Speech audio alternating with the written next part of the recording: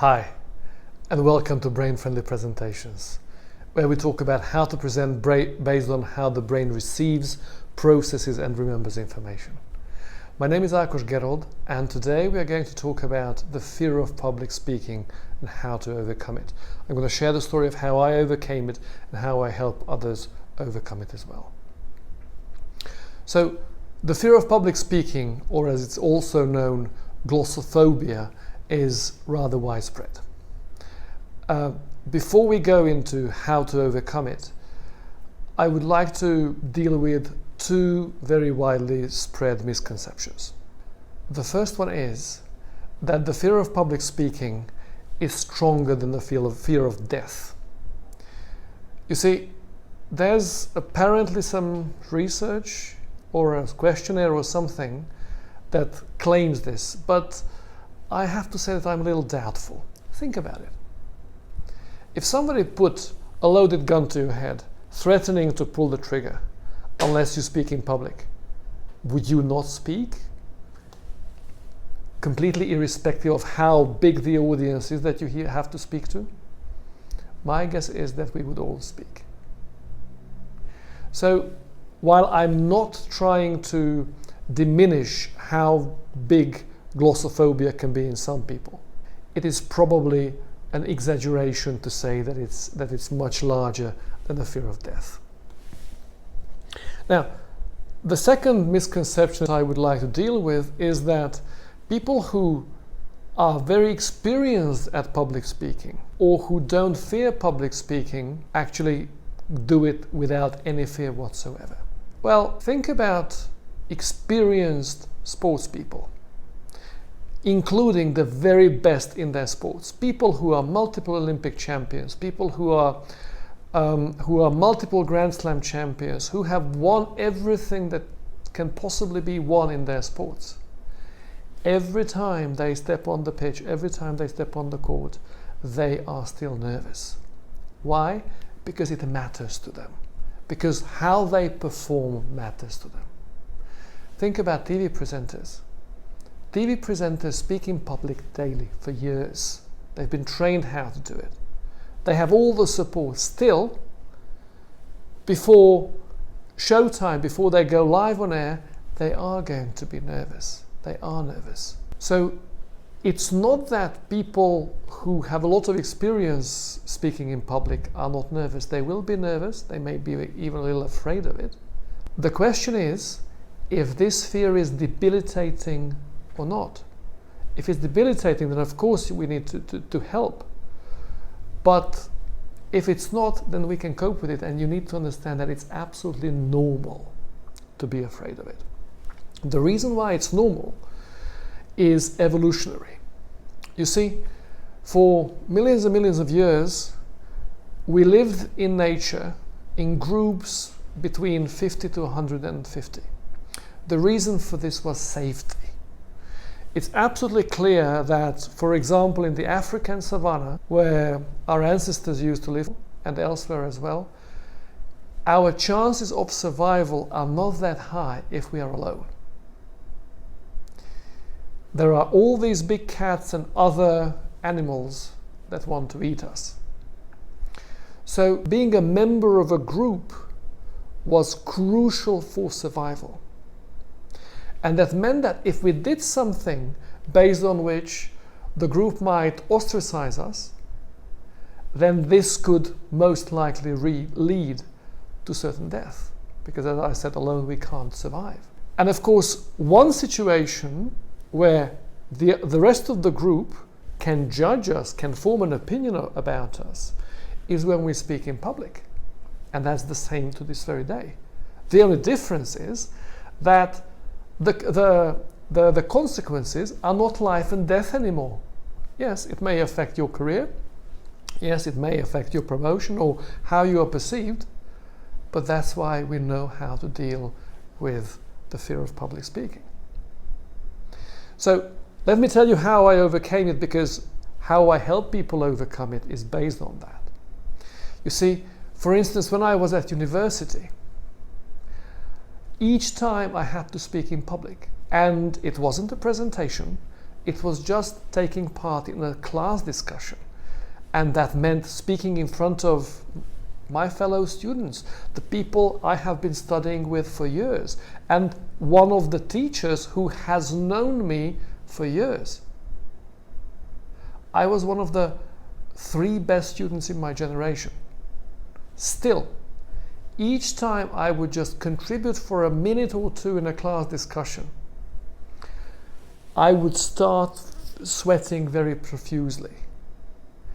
Beads of sweat the size of a pea would be rolling down my face. I would be all sweaty in just a minute or minute and a half. But what I did was, I kept speaking all the time. I was the most active student in my generation. So I kept confronting it, despite the difficulty. Now, after graduation, I taught at university for a number of years. And then I had to confront it again. It was again speaking in public. It was speaking in front of an audience. And yes, I was perceived as an authority because I was a teacher, but still I was nervous. Sometimes I would be so nervous that I felt that if I looked the students in the eyes, I would forget what I want to say. So for this reason, I just looked somewhere above their head at a point on the wall. Now, how good is that in terms of public speaking? It's horrible. But again, confronting it day in, day out helped me overcome it. So I've been using the word confront, and that's actually the key. But you have to confront the fear of public speaking in 2 ways. The first one is regularly. So you have to confront the fear regularly. What do I mean by that?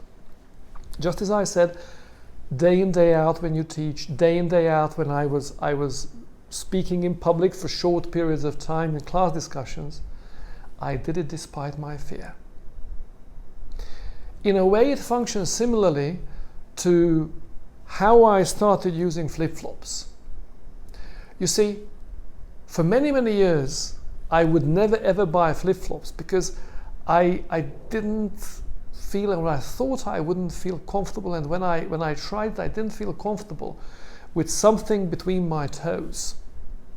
And I was in my early 40s when my current wife gave me as a present a pair of flip-flops. And I started wearing them. And I was surprised how quickly I got used to them. In a way, confronting it, doing it despite the fear, and doing it again and again and again, is like developing a mental callus so that you don't feel the pain anymore. Now, I'm not saying that wearing flip-flops is accompanied by any kind of pain or that the fear of it or the discomfort with it was at the level of glossophobia, so the fear of public speaking and what people experience. But the way to confront it is the same as what I described in this analogy, in this example. So the regularity of the confrontation is very important. Now, the other thing, the second thing that you need to bear in mind is that you have to confront it systematically. Why is this important? Because if you are very afraid of public speaking and all of a sudden you just go and try speaking in front of a huge audience, it's going to be a terrifying experience. So you have to start small. Regularly, as we said before, but small. So speak just to a smaller group of people whom you perhaps know, or some of them you may know, and who you feel are supportive. And then very, very gradually go bigger and bigger and bigger and speak to audiences which you know less or don't know at all. This is the way to overcome it. One way, of course, to expose yourself to it, expose yourself systematically to your fear and confront it, is, for example, through Toastmasters. Toastmasters is a global organization about leadership and public speaking.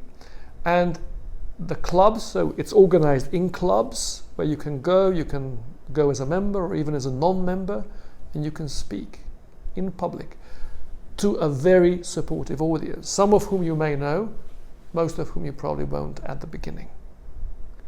And through this gradual exposure and very supportive feedback that you will receive, you will start gradually overcoming it.